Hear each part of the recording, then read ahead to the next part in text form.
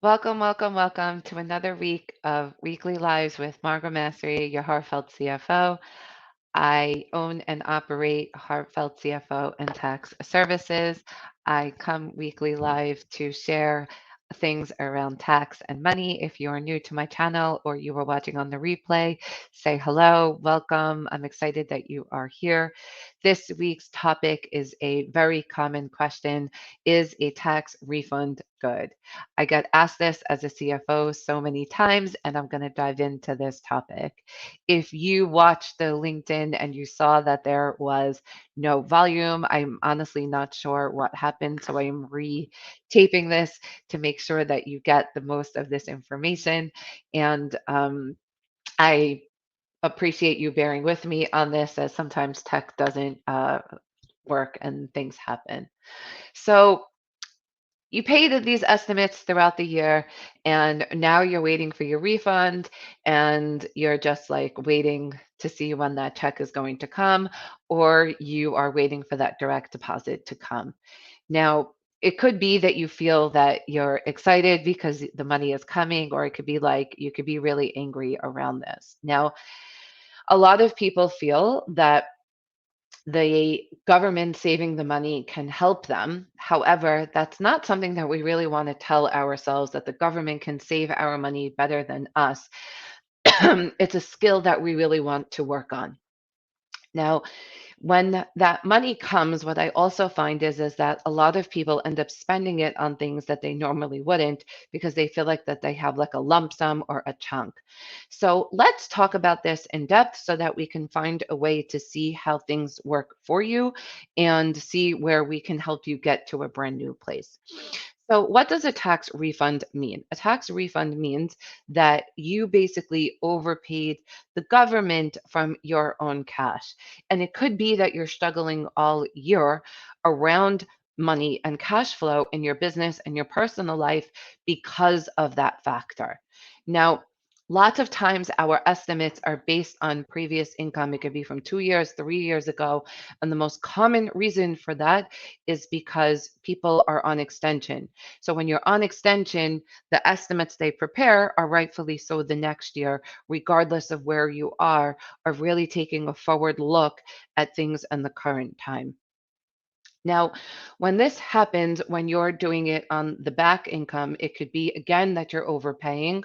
It could be that you're underpaying. And this is where having in mind things of actions to do to keep at your fingertips. So, the first thing is understanding your expenses. When you understand your expenses, it helps give you a framework of really how much money that you're making. A couple just called me last week around how nerve wracking it is for them, that they don't know how much they're making, but business is coming in. They're paying their bills, they're paying the vendors. And they were like, Margot, I really need to know how much I'm making per job. And he's like, I have this tax bill that I'm always paying. I'm paying, but I'm not able to take to pay to help my family. How do I make this work? Now, to manage your expenses, we do this something called a P&L, which is the basic financial statement and the main financial statement that we operate from. Now, in this financial statement, it starts with your income, then you have your expenses, and then we get to our net income. Then the net income is really how much money that you made after what you spent.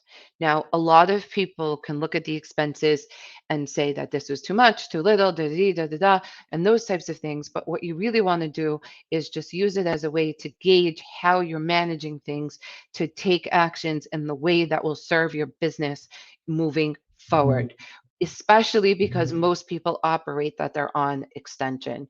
So all of these different things play a factor with estimated payments.